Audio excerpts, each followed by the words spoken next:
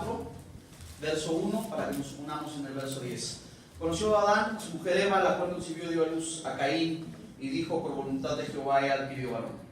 Después dio a luz a su hermano Abel, y Abel fue pastor de ovejas, y Caín fue labrador de la tierra. Y aconteció, andando el tiempo, que Caín trajo del fruto de la tierra una ofrenda a Jehová. Y Abel trajo también de los primogénitos de sus ovejas, el más gordo de ellas, y miró Jehová con agrado a Abel y a su ofrenda. Pero no miró con agrado a Caín y a la ofrenda suya, y se ensañó Caín en gran manera, y decayó su semblante. Entonces Jehová dijo a Caín: ¿por qué te has ensañado? ¿Y por qué ha decaído tu semblante? Si bien hicieres, no serás enaltecido. Si no hicieres bien, el pecado está a la puerta. Con todo esto, a ti será su deseo, y tú enseñarás de él. Y dijo Caín a su hermano Abel: salgamos al campo. Y aconteció que estando ellos en el campo, Caín se levantó contra su hermano Abel y lo mató. Y Jehová dijo a Caín: ¿dónde está Abel tu hermano? Y él respondió: no sé. ¿Soy yo acaso guarda de mi hermano? Y él le dijo: ¿qué has hecho? La voz de la sangre de tu hermano clama a mí desde la tierra. Amén. Ocupe su lugar, hermanos.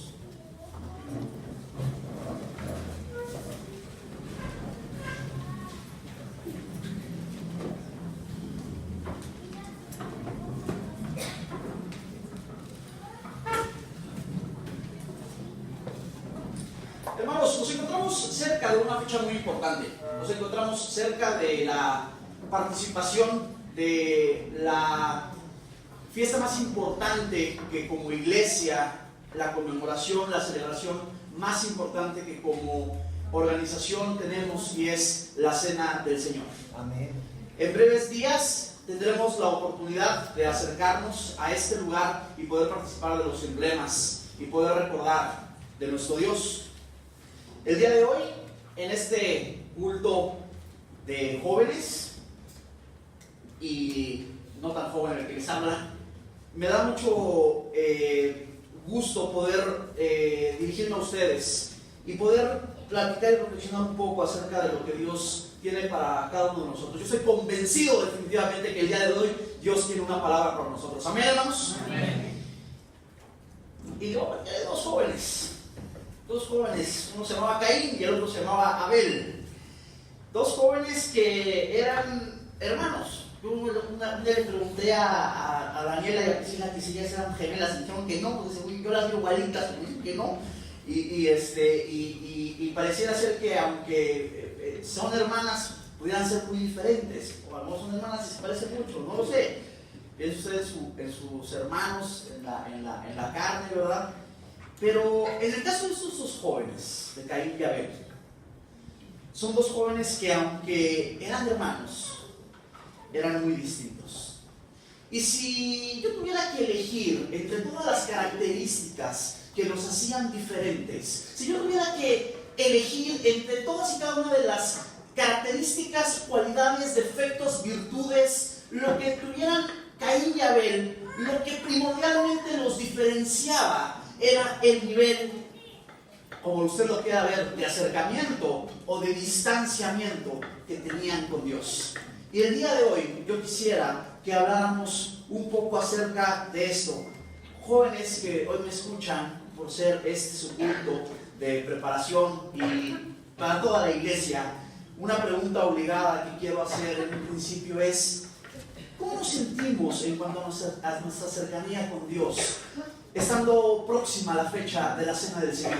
Creo que es una pregunta muy importante que el día de hoy debemos de tener contestada, una pregunta que el día de hoy tenemos que reflexionar, una pregunta que el día de hoy debemos de buscar reflexionar dentro de nosotros. Dice la palabra, y aconteció lo que acabamos de leer, que Caín trajo fruto de la tierra. Caín era un agricultor, ¿verdad? Dice, pero Abel trajo a los primogénitos de sus ovejas, dice, de lo más gordo de ellas. Y que dice que Jehová miró con agrado a Abel, pero no miró con agrado la ofrenda de Caín. Hay muchas versiones. En realidad la palabra no da siquiera alguna particularidad o alguna clave de por qué saber que Dios estaba más había encontrado mayor agrado en la ofrenda de Abel que en la de Caín. Y bueno, en esto todos los teólogos y los expertos, cada quien tiene sus opiniones, ¿verdad? Hay quien opina que dice que bueno, lo que pasa es que la de Abel, como incluía la sangre y incluía animales, eso era lo que Dios estaba buscando y por eso lo agradó. Hay quien dice, bueno, lo que pasa es que como la faceta anterior es la parte de Adán y Eva, y dice, ahora eres marido y tendrás que trabajar la tierra con el sudor de tu frente. Entonces el hecho de haber traído algo del fruto de la tierra es algo que Dios no ve con agrado. Son versiones, son hipótesis, son teorías, son puntos de vista. En realidad la palabra no lo dice como tal. Como tal la palabra no especifica y no explica lo que es un hecho, hermanos. Es que Dios no se agrada. Pero si me permite el día de hoy emitir un punto de vista referente a este punto, creo que hay algo muy importante que sí dice la palabra de Dios en cuanto a la diferenciación, no tanto del agrado de Dios por la ofrenda, sino el agrado de Dios por el ofrendador. Creo yo, hermanos, que cuando nosotros ofrendamos algo a nuestro Dios, Dios está más preocupado no por la ofrenda, sino por el que está ofrendando. Y encontramos esta historia de la anciana que va a la iglesia y deja solo 2 blancas y enseña a Cristo de una manera muy digerible que lo importante es el espíritu del que está ofrendando, independientemente de la ofrenda como tal. Y creo que en ese sentido, cuando nosotros encontramos a un Caín que viene y deja una ofrenda delante de Dios, y Dios no la ve con agrado, y entonces se enoja, y empezamos a ver que tiene rencor, y empezamos a ver que tiene distanciamiento. Y entonces yo creo que ese distanciamiento tiene que ver con la actitud en la que Él está ofrendando. Podemos tener la mejor ofrenda, pero si nuestra actitud no es la mejor actitud, entonces nuestra ofrenda pierde relevancia, nuestra ofrenda pierde importancia. Dice, y se enseñó Caín en gran manera, y decayó su semblante. Entonces Jehová dijo a Caín, ¿por qué te has enseñado? ¿Por qué ha decaído tu semblante? Si bien hicieres, no serás enaltecido. Si no hicieres bien, el pecado está a la puerta con todo eso. Y a ti será su deseo, y tú te enseñorearás de él. Dice un teólogo muy famoso que la importancia de las 25 o 30 líneas que representan la historia de Caín no es tanto lo que pueda decir, sino que la historia de Caín y Abel representa a la humanidad como tal. La historia de Caín y Abel representa tu historia y la mía, porque la historia de Caín y Abel representa el pecado acechando al hombre. Muchas gracias.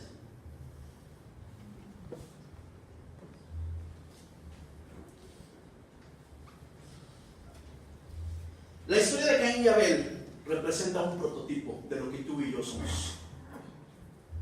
Es que es difícil trabajar y vivir con el prójimo. Hombre, hermano, si yo le contara de la hermana fulanita, y empezamos y no, ¿para qué en la iglesia? En mi casa, con eso tengo y me sobra y para llevar y para meter en toppers. Porque es difícil convivir. Y ya desde que estaban ahí conviviendo Caín y Abel, ya desde ahí están los problemas.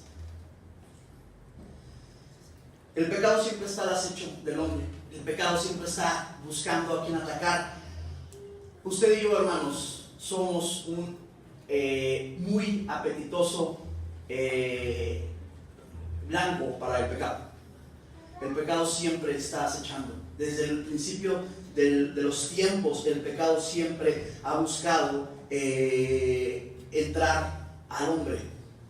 Y el estar en convivencia con el pecado es estar en distanciamiento con Dios. Y esa es la principal esencia de la historia de Caín y Abel, cómo el pecado va entrando a la vida de un hombre y ese hombre se aleja de su hermano.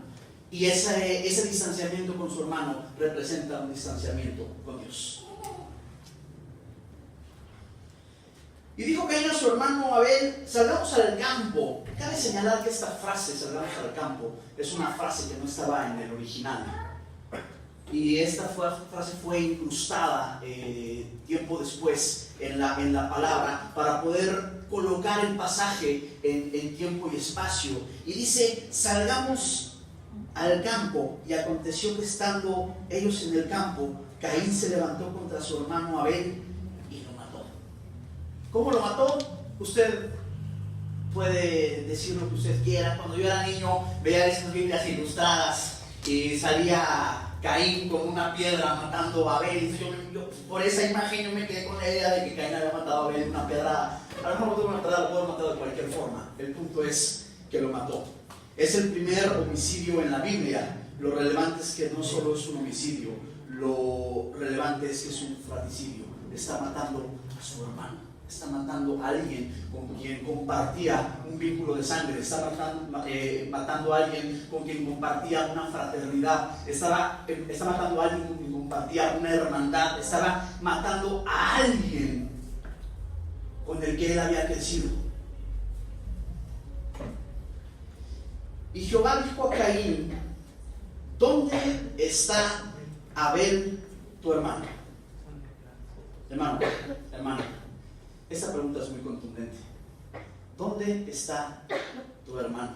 Fíjese cómo en un momento, en esta situación, en lo particular, la pregunta es contundente porque Dios no está preguntando por la ofrenda.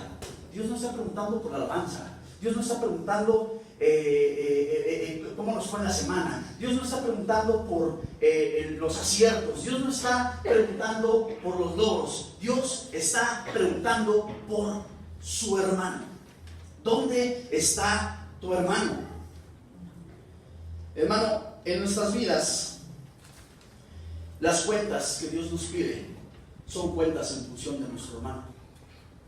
Si usted piensa en los mandamientos, sí, no tendrás dioses ajenos delante de él, correcto, pero si usted va a través de los mandamientos, se va a dar cuenta que los mandamientos van más enfocados hacia el hermano, hacia el prójimo. No matarás, no cometerás adulterio, no robarás.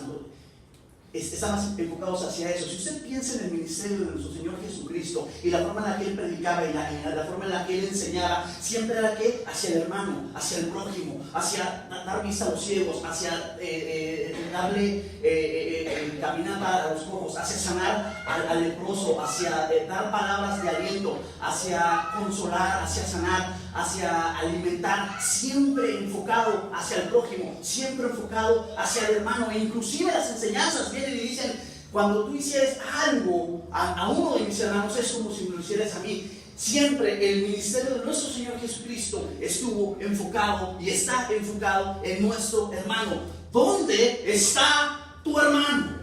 Esa es la pregunta que hace Dios en el silencio a Caín.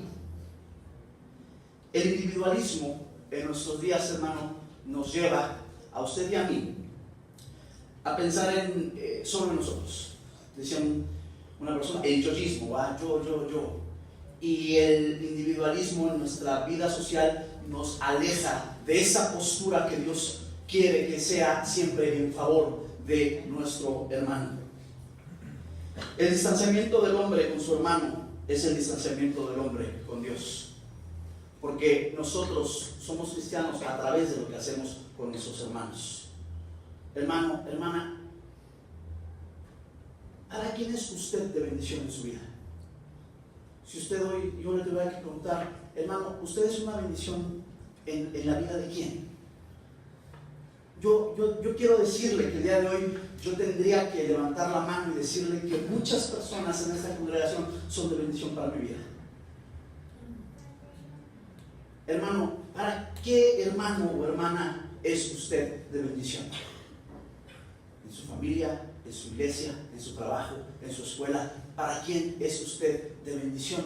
¿Se ha puesto usted a pensar que en algún momento, en el día postrero, cuando usted tenga que entregar cuentas, no le van a preguntar qué tal cantó, qué tal alabó, qué tal hizo X o Y cosa? ¿Se ha puesto a pensar que las cuentas que usted le van a pedir son las cuentas que usted hizo por su hermano, por su prójimo? ¿Qué ha hecho usted en bendición para su prójimo? La pregunta obligada: ¿qué hemos hecho mal hacia nuestro prójimo? ¿Qué he hecho, Abraham Fernández, yo, mal hacia mi prójimo? Y responde, no sé, insolencia. ¿Qué? ¿Soy yo la guarura de mi hermano o qué? Una pregunta insolente, una pregunta una respuesta fuera de lugar, una respuesta insolente, una respuesta total y completamente desligada, que única y exclusivamente expone el distanciamiento que Caín tenía con Dios. Yo qué sé, lo acababa de matar y él, pues yo qué sé, pues ni que fuera el guarura de mi hermano, ¿verdad? Hasta me imagino con acento regio, yo qué sé. Entonces,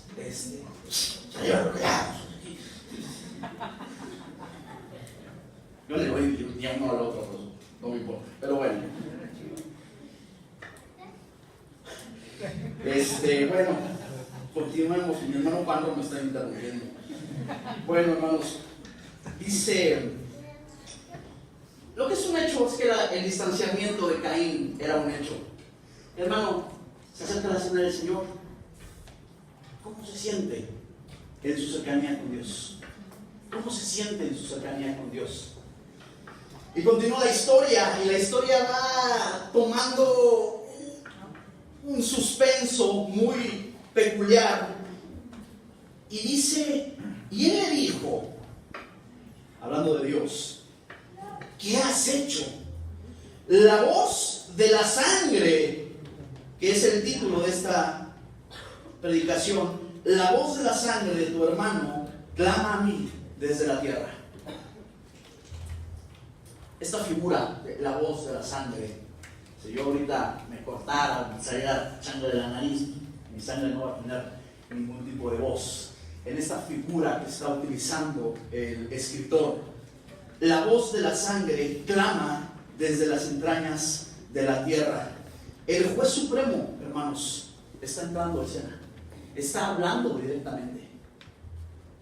Escuchaba una vez un reportaje donde un rabino comentaba que llama mucho la atención cómo en un principio encontramos a un Dios con un contacto muy fuerte con el hombre, ¿verdad? Y encontramos a un Adán donde le dice, ¿dónde estás? Y no porque Dios no sepa, pero le dice, ¿dónde estás? Y ahora encontramos a un Caín, ¿dónde estás? Y más adelante encontramos a un Moisés, ¿verdad? Y encontramos a un Josué. Y poco a poco, conforme va avanzando el Antiguo Testamento, llegamos al Nuevo Testamento, como que esa lejanía o ese distanciamiento con Dios se va dando. Este rabino comentaba que es como un niño pequeño. Yo tengo a mi niña Isabela, y conforme va creciendo nosotros tenemos que estar muy pendientes de ella, ¿verdad? Pero conforme va creciendo, pues poco a poco la vamos soltando y ya camina, y poco a poco el Señor nos ha dado recursos para nosotros ir solventando nuestra vida en el caminar con Dios, en el caminar con Cristo. Y no necesariamente vamos a tener una voz audible, pero Dios nos habla de diferentes formas. Pero en este momento de la historia, Dios hace un seguimiento muy puntual y le dice a su hermano Caín, ¿dónde está tu hermano? ¿Qué has hecho? Porque la voz de la sangre clama a mí desde la tierra.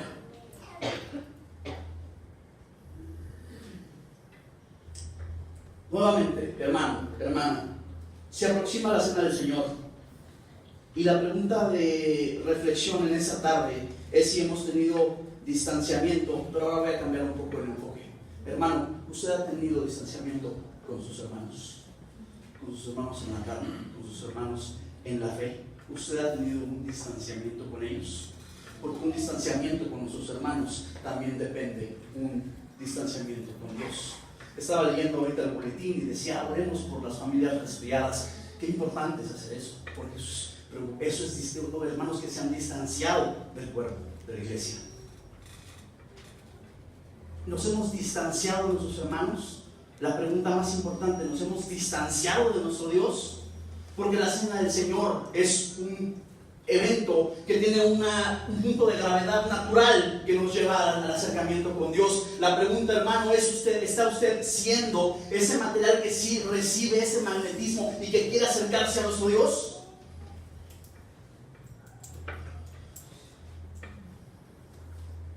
Me acompaña la palabra de Dios, por favor, a 1 Corintios capítulo 11.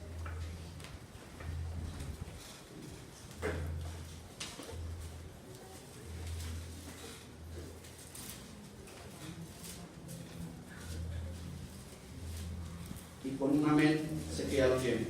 Amén.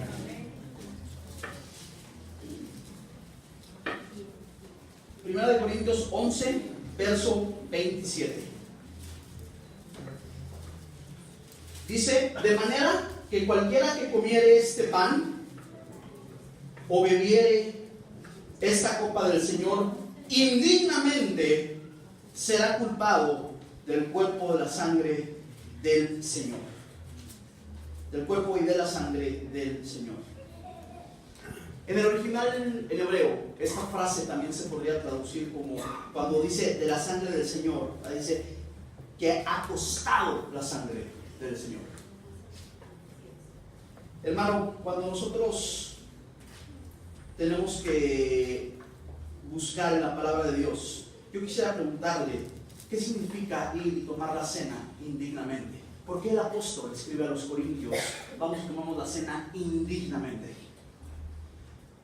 Bueno, hay diferentes opiniones, pero dentro de las más aceptadas, radica mucho en entender que nosotros somos indignos, porque en la vida que hemos llevado no hemos estado contra los estatutos de Dios y nos acercamos a este lugar de manera indigna. También tiene que ver con que no hemos entendido que todo el cuerpo de Cristo, si nosotros no estamos cerca de nuestros hermanos en comunión para tomar la cena del Señor, entonces no lo estamos haciendo de manera correcta, porque estar distanciado de nuestros hermanos es también estar distanciado de nuestro Dios. Dice, de manera que cualquiera que comiera este pan o bebiera esta copa del Señor indignamente será culpado del cuerpo y de la sangre del Señor. Hermano, usted y yo hoy cargamos con una culpa. Hermano, hace 2000 años un nazareno fue crucificado en el Monte Calvario. ¿Recuerda usted esa escena? Únicamente la describe Juan en el libro, donde está Cristo crucificado. Prácticamente se ha consumado la muerte de Cristo, y llega este hombre y toma esta lanza y entonces hiere el costado de nuestro Señor Jesucristo y brota, ¿qué, hermanos? Sangre. Y yo imagino esa sangre que cae al piso. Ahí en el Calvario, hermano, esa sangre, en un evento muy similar al de Abel, una sangre que se queda ahí en la tierra y se transmina en la tierra. Hermano, hermana, el día de hoy Dios está dando un seguimiento muy puntual en tu vida y te pregunta, ¿dónde está tu Salvador? Porque la voz de su sangre clama desde la tierra. La voz de la sangre de Abel clama desde la tierra por justicia y por venganza y emite un juicio contra Caín. Pero hoy la voz de la sangre de Cristo emite redención y salvación para ti y para mí.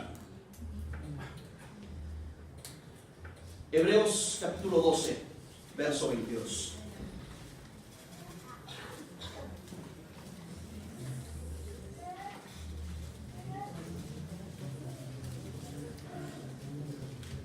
Y con una mensa que está ahí.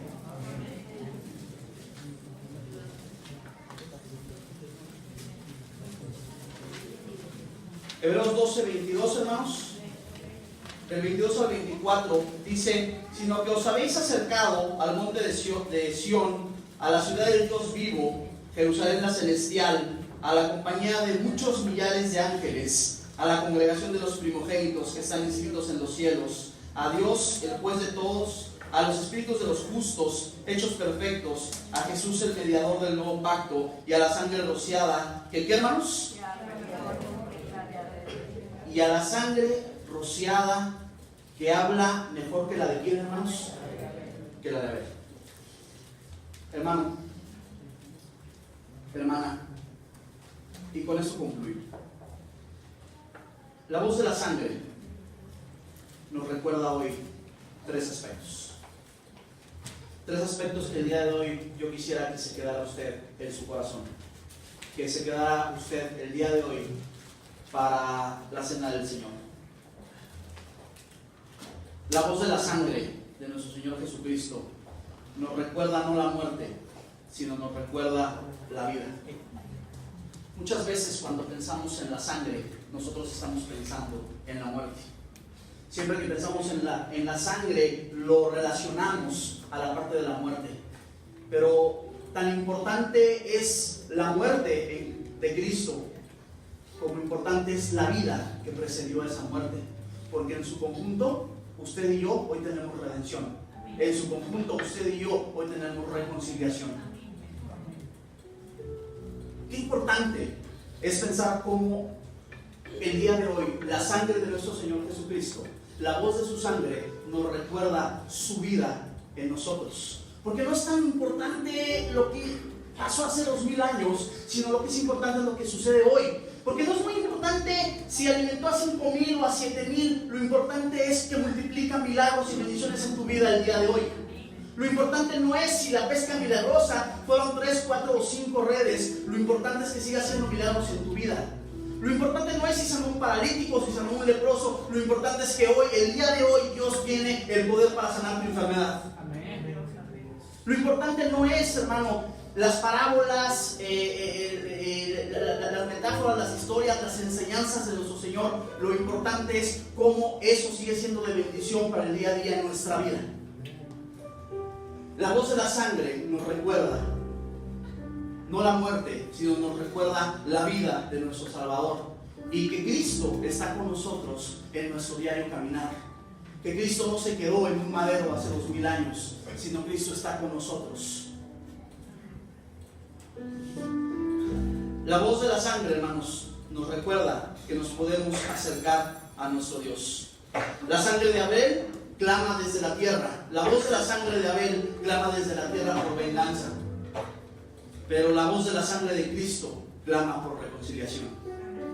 A veces se nos olvida que ya un Salvador dio su vida por nosotros y entonces no nos queremos acercar. Y a veces nos sentimos incómodos y nos sentimos intranquilos y nos sentimos de una manera que no nos sentimos con la confianza para venir y tomar la cena del Señor. Hermano, hermana, recuerda que nosotros el día de hoy, a través de la sangre, a través de la voz de la sangre, tenemos el recordatorio de que Dios quiere que nos acerquemos a Él. En el viejo pacto, el hombre siempre estaba con temor. El hombre siempre estaba esperando que viniera un juicio aplastante, un juicio abominable, un juicio destructor. Y esta forma en la que un criminal se presenta delante de un juez, pero con la sangre de nuestro Dios, ahora es como un hijo se acerca con un padre. Ha pedido una oportunidad en amor, una oportunidad en tolerancia, una oportunidad en un Dios que se preocupa porque tú y yo cada día seamos mejores. Hermano, la voz de la sangre hoy te dice: quiero acercarme contigo. Tu hermano se quiere acercar contigo, tu hermana se quiere acercar contigo. Dios se quiere acercar a ti. ¿Tú te quieres acercar a Dios, hermano? Amén.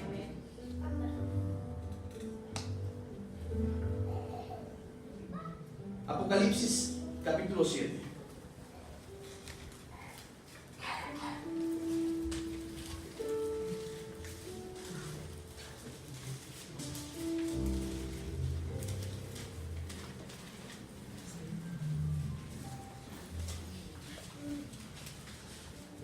Verso 13, y con una mensaje que están ahí. Dice: entonces uno de los ancianos habló diciéndome: esos que están vestidos de ropas blancas, ¿quiénes son y de dónde han venido? Yo le dije: Señor, tú lo sabes. Y él me dijo: estos son los que han salido de la gran tribulación y han lavado sus ropas y las has emblanquecido con la sangre del Cordero. Por eso están delante del trono de Dios y le sirven día y noche en su templo, y el que está sentado sobre el trono extenderá su tabernáculo sobre ellos.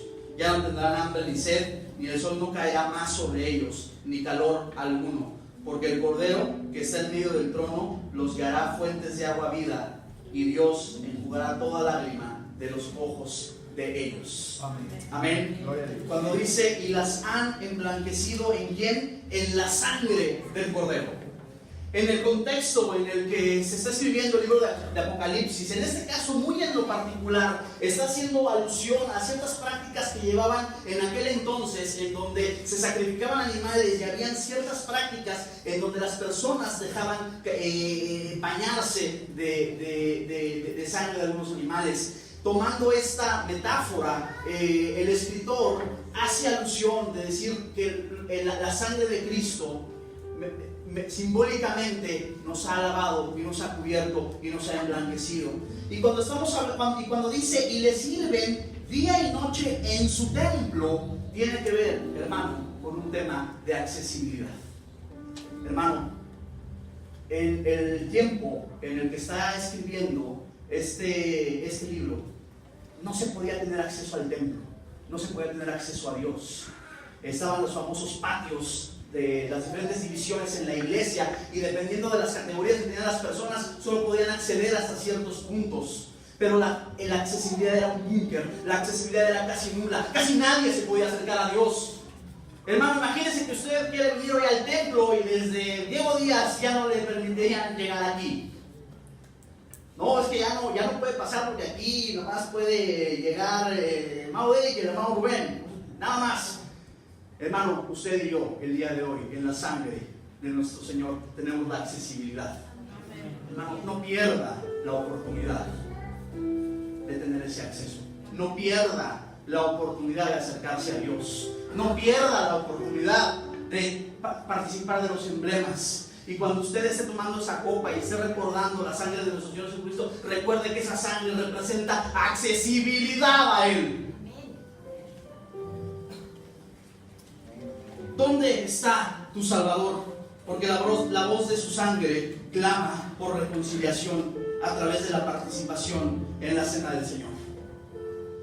Cuento una historia que había un hombre que era muy pobre y tenía un amigo que era muy rico, pero eran muy amigos desde la infancia, y entonces a los dos les gustaba mucho jugar a las cartas. Y entonces siempre jugaban cartas. Y entonces en un momento llegó una ley en ese país en donde no se podía jugar cartas. No se podía jugar cartas. Y entonces el amigo rico le dice al amigo pobre: oye, vamos a jugar cartas en una cueva que yo conozco, es un escondite, y nos vamos a divertir muy padre y no va a pasar nada porque no nos van a cachar.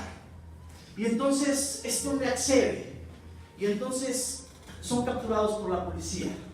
Y obviamente, pues el amigo rico, pues con las influencias de su padre, con las influencias de políticas y con su poder económico, logra salir. Pero el amigo pobre no. El amigo pobre tiene que estar en la cárcel y tiene que pagar por ese crimen, ese delito que cometió. Y entonces dicen que él estaba en la cárcel. Y estando en la cárcel, dice que salía al patio a cierta hora del día, y que tras la reja que estaba en esa prisión había un sembradío del otro lado. Y entonces dice que en alguna ocasión él vio una silueta humana trabajando en aquellos campos, en aquellos sembradíos. Y algo le llamaba mucho la atención a este joven, porque a pesar de que no lo entendía, él veía que esa silueta encontraba a una persona, a un ser humano, trabajando y esforzándose y fatigándose de manera significativa. Y entonces se va acercando, y va caminando y se va acercando a aquella reja en esa penitenciaría. Entonces va y dice, y se va dando cuenta que es una mujer. Se da cuenta que es una figura de una figura femenina. Y va avanzando, y llega un momento en donde queda prácticamente con la reja en su cara, y encuentra a esta persona a 1 o 2 metros de distancia. Y cuando esta persona, mientras seguía trabajando la tierra, alza su rostro y se da cuenta que es su mamá. Le dice: mamá, ¿qué estás haciendo ahí? ¿Qué estás haciendo ahí trabajando? Y le dice: hijo, estoy trabajando para sacar dinero para poder pagar tu fianza. Y después de varios años de trabajar, esta mujer juntó el dinero suficiente para que su hijo pudiera salir bajo fianza. Cuando sale este joven, se entera su amigo, el rico, y va y lo busca y le dice: oye, me enteré que ya saliste de la cárcel. Oye, ¿qué crees? No, hombre, tengo un escondite buenísimo, en este no nos cachan, vamos a jugar cartas. Y le dice: no, yo no voy a volver a hacer eso, porque yo ya conozco el precio de mi libertad. Hermano, hermana, usted y yo conocemos el precio de nuestra libertad, el precio de la accesibilidad, el precio de la cercanía de Dios.